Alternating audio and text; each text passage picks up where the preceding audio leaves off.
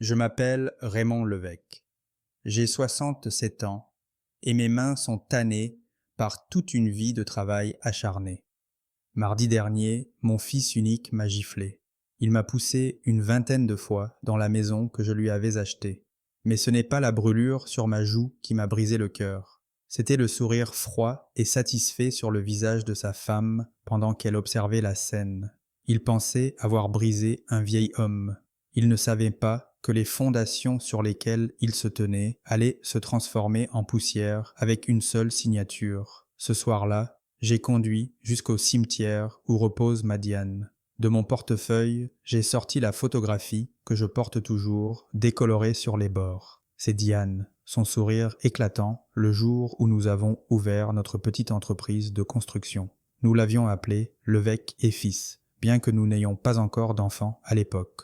C'était un nom construit sur l'espoir. Je me suis adressé à sa photographie. Je suis désolé, mon amour, je crois que j'ai trop gâté notre fils. Diane et moi venions de rien. J'étais charpentier, elle, infirmière de nuit. Nous avons économisé chaque centime pour qu'André ait un meilleur départ dans la vie. Nous ne voulions pas qu'il connaisse la faim ni le froid. André était notre monde entier. Il a eu sa première voiture à 16 ans, un voyage en Italie quand il a eu son bac. Tout ce dont nous n'avions jamais osé rêver. Je sens encore le toucher fragile de sa main cette dernière nuit. « Ray, avait-elle murmuré, promets-moi que tu prendras toujours soin d'André, ne le laisse pas seul. » Et je l'ai promis. Pendant des années, j'ai tenu cette promesse avec une dévotion aveugle. Je pensais qu'aimer signifiait tout donner. Je lui ai offert une vie sans lutte. Et ce faisant, j'avais élevé un homme faible, capable de lever la main sur son propre père. J'avais oublié de lui enseigner les valeurs que je possédais. Le respect, la gratitude, la dignité d'une journée de travail honnête. Pour André, mes origines ouvrières étaient une source de honte. Il voulait la récompense, mais méprisait le travail. Assis dans l'obscurité, j'ai admis que j'avais échoué. J'avais veillé au confort d'André, mais j'avais négligé son caractère. Et pour honorer Diane maintenant, je devais faire la seule chose que je n'avais jamais voulu faire. Enseigner à mon fils ce que cela faisait de tout perdre. Il y a 5 ans, André a annoncé qu'il épousait Brigitte. J'étais radieux. Je pensais qu'elle serait une compagne merveilleuse. Pour les aider, j'ai décidé de leur offrir une magnifique maison de 2 étages avec un grand jardin, parfaite pour les petits-enfants que j'espérais avoir un jour. J'ai puisé dans une grande partie de mes économies de retraite. Mais une petite voix en moi me poussait à la prudence. J'ai vu comment Brigitte regardait André, pas toujours avec amour, mais avec une évaluation de possession. J'ai vu comment André changeait en sa présence, se préoccupant davantage des apparences. Alors, j'ai consulté David Chen, mon notaire. Je lui ai dit que je prévoyais acheter la maison pour les jeunes. David s'est penché en avant. « Raymond, c'est un cadeau magnifique. Mais l'amour doit toujours s'accompagner de sagesse. Le mariage n'est plus ce qu'il était. J'ai une proposition. Au lieu de mettre la maison directement au nom d'André, plaçons-la dans une fiducie révocable. Nous l'appellerons la fiducie Diane Levesque. » Il me l'a expliqué en termes simples. La fiducie posséderait la maison. Je serai le seul constituant et administrateur avec un contrôle total. André et Brigitte seraient bénéficiaires avec le droit d'y vivre, mais ils ne pourraient ni la vendre ni l'hypothéquer sans ma signature. Et en tant qu'administrateur, je conservais le droit de révoquer les actifs à tout moment. Cela semblait sournois, mais David avait raison. Il s'agissait de protection. Protéger André de sa nature impulsive, protéger les économies de ma vie, et surtout protéger l'héritage de Diane. J'ai dit à André que c'était un simple arrangement juridique à des fins fiscales. Il était si enthousiaste qu'il n'a posé aucune question. Brigitte m'a offert un sourire doux, mais j'ai vu une lueur de déception dans ses yeux. Pendant 5 ans, cette fiducie n'a été que des papiers dans un coffre-fort. Je n'ai jamais pensé que j'en aurais besoin. Je me trompais. Les signes étaient là depuis le début. Brigitte avait une façon de livrer des insultes enveloppées dans des compliments.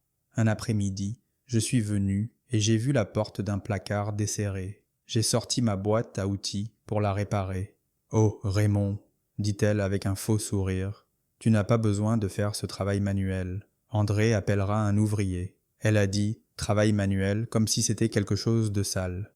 Et André, au lieu de défendre le travail de son père, se contentait de rire. Puis vint l'argent. Tous les quelques mois, mon téléphone sonnait. « Papa, les choses sont serrées. » Je me demandais si on pouvait emprunter un peu d'argent. Emprunter était un mot poli pour prendre. Je leur ai donné de l'argent pour une voiture, puis pour des vacances aux Caraïbes. Je finançais un mode de vie qu'ils ne pouvaient pas se permettre, soutenu par mon fonds de retraite. Lentement, j'ai commencé à me sentir comme un intrus dans la maison que j'avais payée. Brigitte a établi des règles. « Raymond, il vaut mieux que tu appelles avant de venir. Nous avons besoin de notre intimité. » Un samedi, j'ai apporté une tarte aux patates douces et j'ai trouvé André en train d'assembler une étagère. J'ai offert un conseil. « Fiston, tu devrais utiliser des fixations murales, sinon elle va tomber. » Brigitte a levé les yeux. « André sait ce qu'il fait, Raymond. C'est lui l'homme de cette maison. » André m'a crié dessus. « Je gère, papa. » Une semaine plus tard, l'étagère est tombée. Ils ont engagé un professionnel.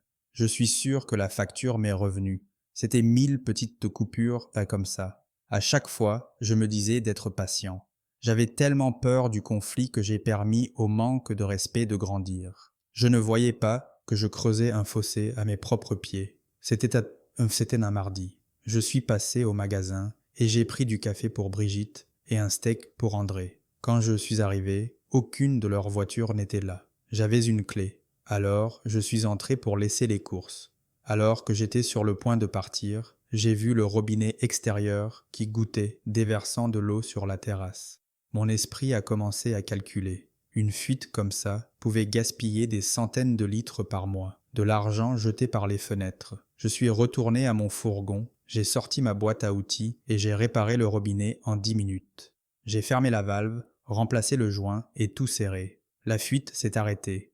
J'avais fait quelque chose de bien, économiser de l'argent à mon fils. Un simple acte d'amour paternel.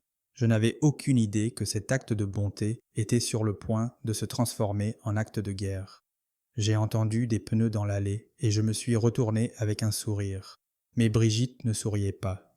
Ses yeux ont clignoté de mon visage à mes mains tachées de graisse et au robinet réparé. Sa posture s'est durcie. « Raymond, dit-elle froidement, je vois que tu t'es tenu occupé. » J'ai remarqué que le robinet goûtait pas mal, dis-je. J'avais mes outils, alors je m'en suis occupé.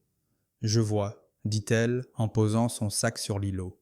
Elle s'est dirigée vers le réfrigérateur. J'aurais aimé que tu appelles d'abord. Nous avions prévu un plombier pour demain.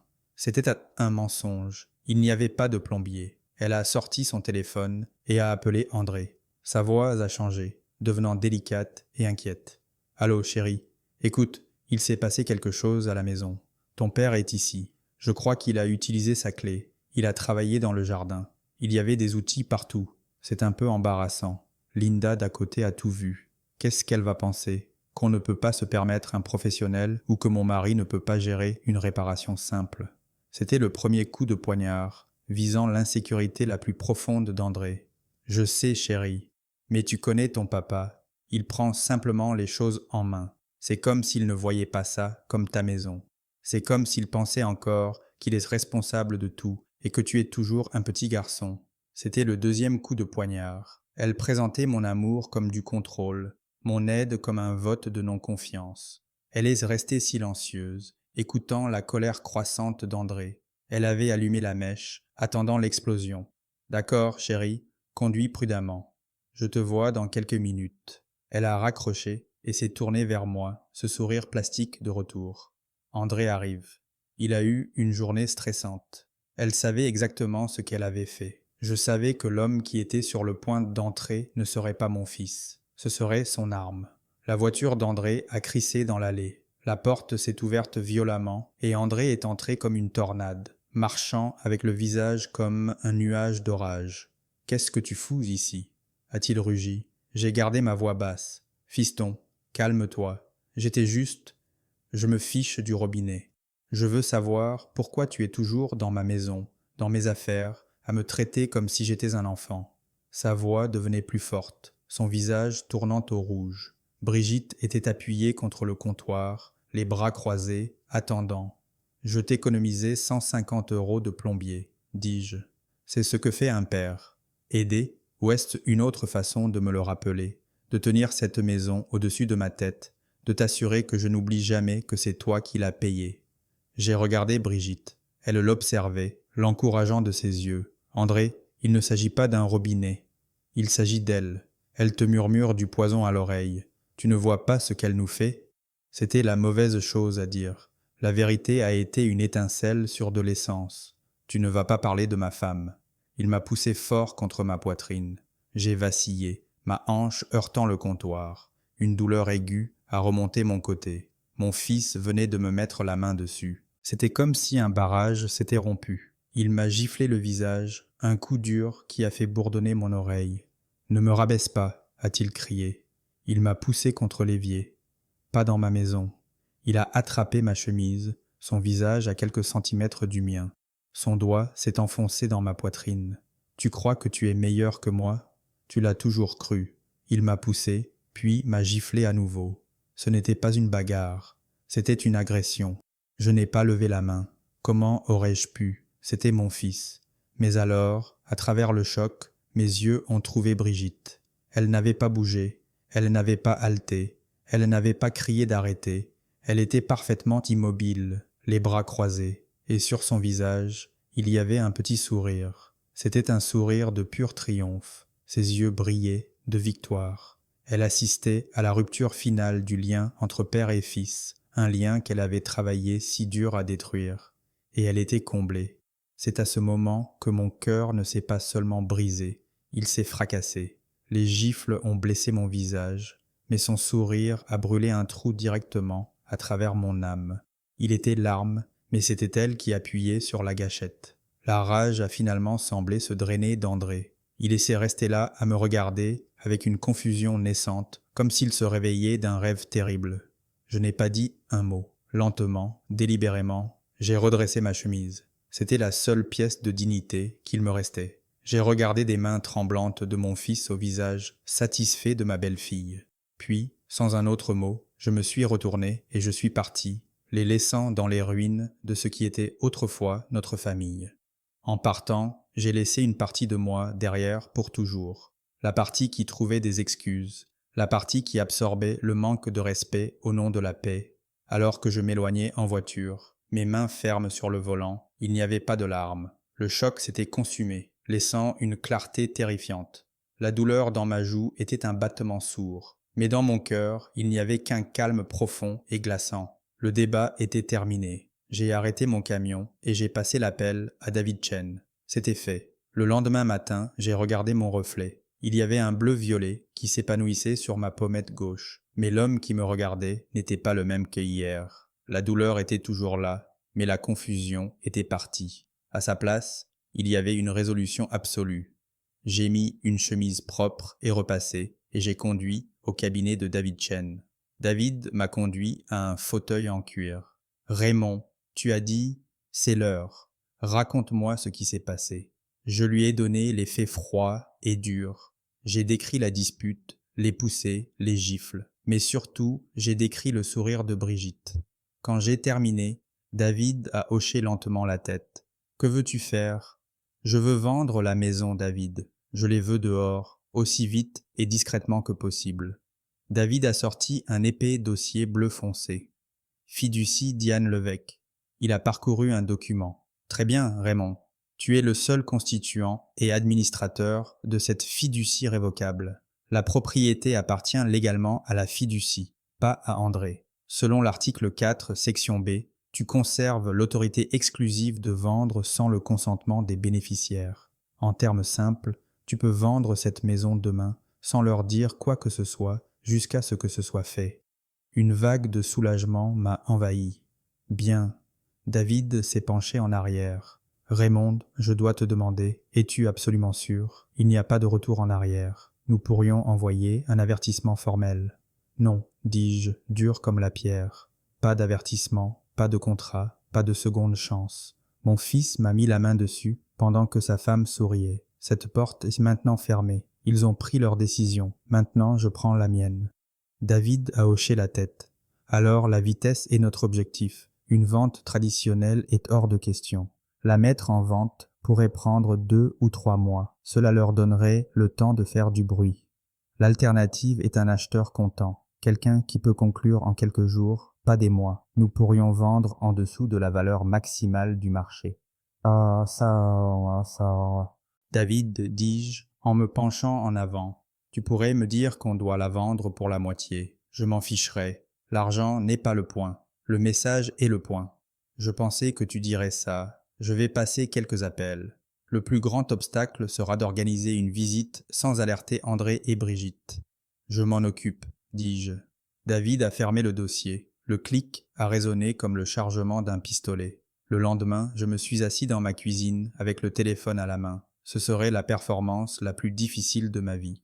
J'ai pris une profonde respiration et j'ai appuyé sur le bouton. « Quoi ?» a répondu André, sa voix froide. J'ai laissé échapper un soupir tremblant de défaite. « Fiston, André, c'est moi. Je sais qui c'est. Qu'est-ce que tu veux ? Je voulais juste dire que je suis désolé. Je n'avais pas le droit de dire ce que j'ai dit sur Brigitte. J'ai dépassé les bornes. Je détestais chaque mot. Oui, tu as dépassé les bornes, papa. Je sais, je pense qu'il vaut mieux que je vous laisse de l'espace pendant un moment. Il y a juste une chose. Il y a une vieille boîte dans le grenier avec les affaires de ta maman. Des albums photos, des lettres. Avec tout ce qui s'est passé, je sens que j'ai besoin de les avoir avec moi. Est-ce que ça irait si je passais demain à midi quand vous êtes au travail ? J'entrerai et sortirai en 5 minutes. Il y a eu une pause. Il réfléchissait, pesant son nouveau pouvoir. Oui, peu importe, papa. Sois juste rapide. Il a raccroché sans dire au revoir. La première partie de la mission était un succès. Le lendemain, je suis entré dans la maison pour la dernière fois. J'ai trouvé la boîte en métal vert foncé dans le grenier. Je l'ai descendue à la cuisine et l'ai ouverte avec une petite clé. Des lettres que Diane m'avait écrites. Des albums photos de notre vie ensemble. Une larme s'est échappée et est tombée sur une photo de Diane souriante. Je l'ai essuyée rapidement. J'ai soulevé la couche supérieure d'album et c'était là, l'épais dossier bleu foncé, la fiducie Diane Levesque. Tout le pouvoir, toute l'autorité, juste ici. J'ai placé le dossier dans ma veste, remis les photos dans la boîte et fermé le couvercle. Le clic du loquet a résonné comme une finalité. J'ai ramassé la boîte et je suis sorti sans regarder en arrière. David m'a appelé l'après-midi suivant. « Raymond, j'ai un acheteur sérieux, Phoenix Holdings. Ils se spécialisent dans les acquisitions rapides en espèces. Ils ont vu les registres et sont très intéressés, mais ils ont besoin d'une visite de 30 minutes. Laisse-moi faire, je vais organiser ça pour demain. » J'ai rappelé André. Cette fois, ma performance nécessitait un personnage différent, le vieil homme responsable préoccupé par la paperasse. Mon notaire met à jour ma planification successorale, dis-je d'une voix plate. L'expert a besoin d'une évaluation rapide pour ses dossiers. C'est une formalité à des fins fiscales. Ils auront besoin de 20 minutes. Je les retrouverai là-bas demain à 13 heures. Tu n'auras même pas besoin d'être là. Oui, peu importe, a dit André, désintéressé. Il n'avait aucune idée qu'il donnait la permission pour la vente de sa propre maison. Le lendemain, j'ai rencontré M. Davis de Phoenix Holdings. Pendant 20 minutes, il s'est déplacé dans la maison avec un œil expert. En sortant, il s'est tourné vers moi. « Nous pouvons vous faire une offre dans 1 heure, tout en espèces. Nous pouvons conclure dans 3 jours ouvrables. » 1 heure plus tard, j'ai reçu le courriel de David avec l'offre. C'était environ 5% en dessous de la valeur du marché, mais solide et propre. J'ai appelé David. « Dis-leur qu'on accepte. » 3 jours plus tard, j'étais au cabinet de David en train de signer des documents. Raymond Levesque, administrateur fiduciaire. Chaque signature semblait plus lourde que la précédente. Quand tout fut terminé, David a glissé une confirmation de virement bancaire vers moi. C'était fait. La maison que j'avais achetée avec le cœur plein d'amour venait d'être vendue avec le cœur plein de résolution. Je peux l'imaginer maintenant, assis dans son bureau, appuyé sur sa chaise coûteuse, faisant défiler son téléphone. Il se sentirait en sécurité, important, intouchable. Vers 15 heures, un courriel aurait sonné. Avis de bienvenue de la communauté du syndicat de copropriété. Il aurait probablement soupiré, pensant que c'était un autre rappel banal. Mais pour une raison quelconque, il l'aurait ouvert. Au nom du syndicat des copropriétaires, Nous aimerions souhaiter la bienvenue au nouveau propriétaire du 124 rue des Châtaigniers, Phoenix Holdings. Il se serait arrêté. Il aurait relu son adresse. Nouveau propriétaire. Les mots ne calculeraient pas. Juste pour se prouver que c'était une erreur, il aurait ouvert le site du registre foncier du département. Quand l'enregistrement apparaîtrait, il dirait que le propriétaire était la fiducie Diane Levesque. L'agacement se transformerait en un nœud d'inquiétude. Il aurait appelé Phoenix Holdings. Oui, monsieur Levesque, l'acquisition a été finalisée ce matin. C'était une transaction en espèces. Sa voix deviendrait tendue. Ce n'est pas possible. Je suis le résident. La maison n'est pas à vendre. Je comprends votre confusion, monsieur, mais la propriété nous a été vendue par le propriétaire légal, la fiducie. La transaction a été exécutée par l'unique administrateur, un monsieur Raymond Levesque. Et ce serait là le coup final, le moment où le monde s'écroule, le sang se viderait de son visage. Sa bouche serait ouverte, sans son. La maison était partie, et c'était son père qui avait allumé la dynamite. J'ai laissé le choc s'installer pendant 5 minutes. Alors, et seulement alors, j'ai porté le coup final. J'ai écrit un message simple. La maison a été vendue. Tous les effets personnels doivent être retirés dans les 72 heures. Après cela, ils seront jetés. Je ne l'ai pas signé. J'ai appuyé sur envoyer.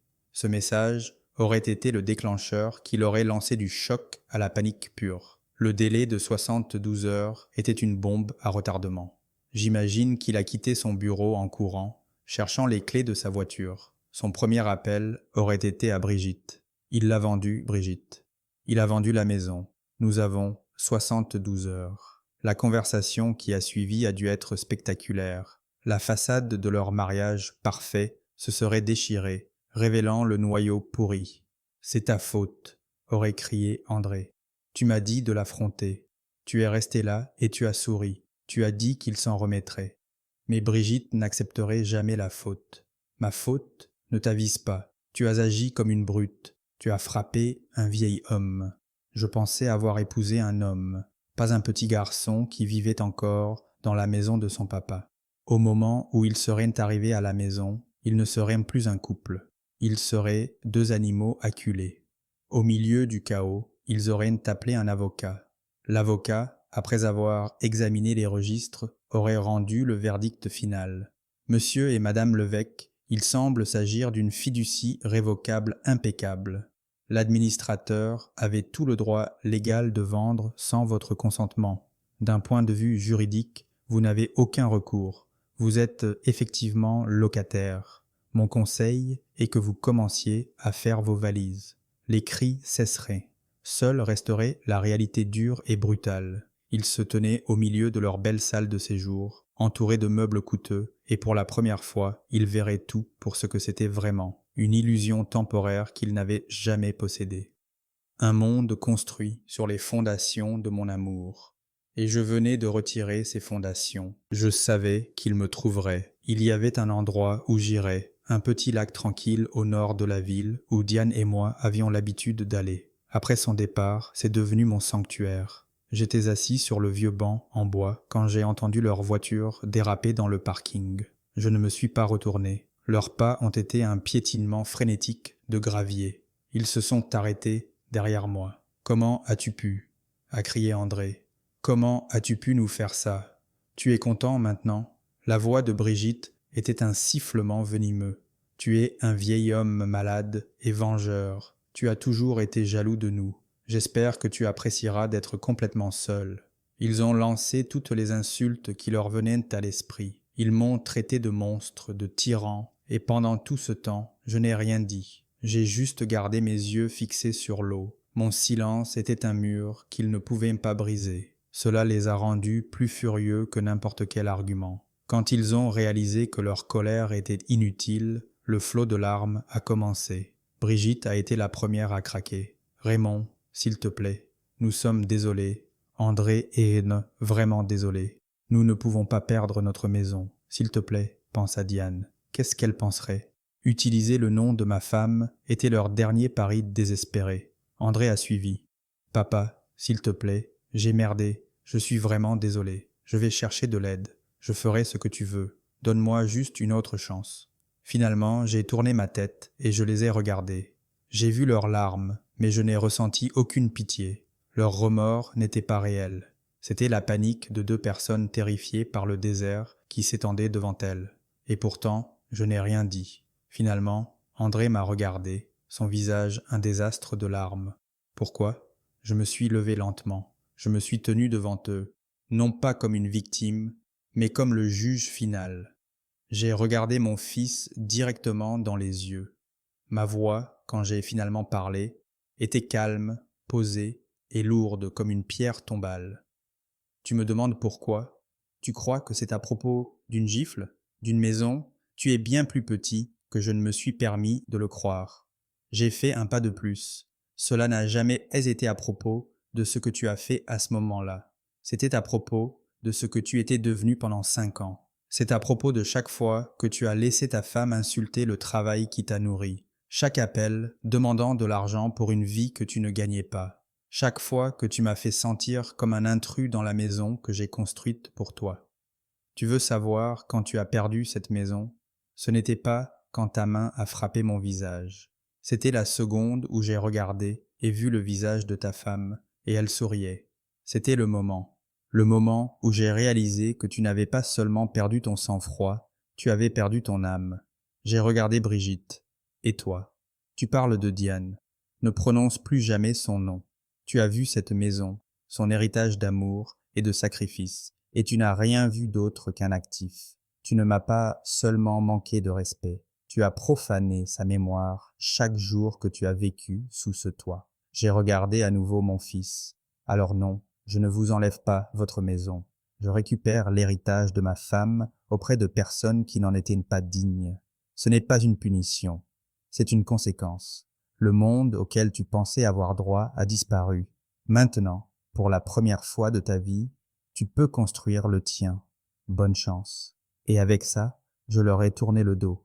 Je me suis éloigné, mes pas fermes sur le chemin de gravier, les laissant debout là, totalement et complètement brisés. Je n'ai pas regardé en arrière. Il ne restait rien à voir. Dans les semaines qui ont suivi, les rumeurs me sont parvenues. André et Brigitte avaient été obligés de déménager dans un appartement exigu de 2 pièces, au-dessus d'une laverie bruyante. Le grand SUV avait été vendu, les meubles mis au garde-meubles. Leur monde s'était rétréci du jour au lendemain, mais la perte de la maison n'était rien comparé à la perte de leur illusion. Le lien qui les avait unis s'était dissous. Maintenant, il n'y avait qu'un silence pesant, ponctué d'amères disputes. La culpabilité était une troisième personne vivant avec eux. Ils la blâmaient pour l'avoir poussée. Elle le méprisait pour sa faiblesse. Leur partenariat n'avait jamais été construit sur l'amour. C'était un accord commercial. Quand j'ai liquidé l'actif principal, leur union était en faillite. 1 mois plus tard, j'étais de retour au cabinet de David Chen. Il y avait un seul nouveau dossier sur le bureau. Sur le dessus, en écriture cursive, fonds de bourse Diane Levesque. David a glissé la dernière page vers moi. « Tu es sûr de ça, Raymond ? Tout. Tu as gagné le droit à une retraite confortable. Tu n'es pas obligé de tout donner. » J'ai pris le stylo. Cet argent était contaminé, David. Il a été construit avec amour, mais il a été empoisonné par la cupidité. Je ne peux trouver aucune joie en lui pour moi-même, mais je peux le purifier. Je peux le transformer à nouveau en ce que Diane et moi avons toujours voulu, une base pour la prochaine génération. J'ai expliqué les termes.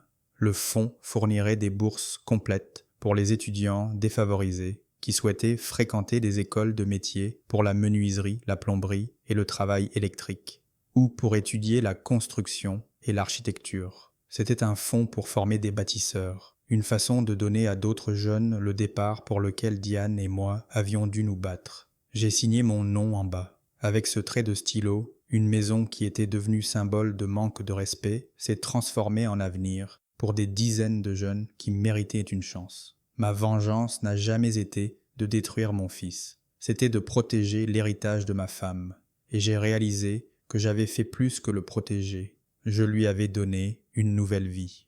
Je me tenais de l'autre côté de la rue de l'école d'architecture de l'université locale. Une nouvelle aile brillant sous le soleil d'automne. À l'intérieur, il y avait une petite plaque annonçant les premiers bénéficiaires du fonds de bourse Diane Levesque. Je ne suis pas entré. Je n'avais pas besoin de reconnaissance. Il suffisait de savoir qu'elle était là. J'ai pensé au chemin qui m'avait mené à ce moment. La colère, la douleur, les décisions terribles et nécessaires. J'avais perdu un fils. C'est une douleur qui vivra dans un coin de mon cœur pour toujours. Mais à sa place, j'avais créé une nouvelle opportunité pour des centaines de fils et de filles que je ne connaîtrai jamais. André avait pris sa décision et j'avais pris la mienne. Au final, un homme n'est pas défini par les choses qu'il possède, mais par les choses qu'il est prêt à protéger. J'ai lutté pour ma dignité, j'ai lutté pour la mémoire de la femme que j'aimais. Le coût était élevé, plus élevé que n'importe quelle maison ne pourrait jamais valoir. Mais ce sentiment, cette paix tranquille et solide dans mon âme, c'était quelque chose que je n'avais pas ressenti depuis des années. C'était la paix d'un homme qui avait finalement remis son monde en ordre. Et cette paix n'avait pas de prix. Pendant des années, j'ai cru que l'amour d'un père devait être inconditionnel. J'ai confondu permettre la faiblesse de mon fils avec montrer ma propre force, et j'ai payé un prix élevé. Ce voyage m'a enseigné une leçon vitale. Le véritable amour ne peut pas fleurir là où le respect est mort. Maintenir la paix en sacrifiant ta dignité n'est pas la paix, c'est une reddition lente. J'ai appris que les limites les plus difficiles sont souvent les plus nécessaires, et que protéger ta propre estime de toi n'est pas égoïste. C'est le fondement essentiel sur lequel tout héritage véritable et durable doit être construit. C'est le plus grand cadeau que nous puissions nous faire à nous-mêmes.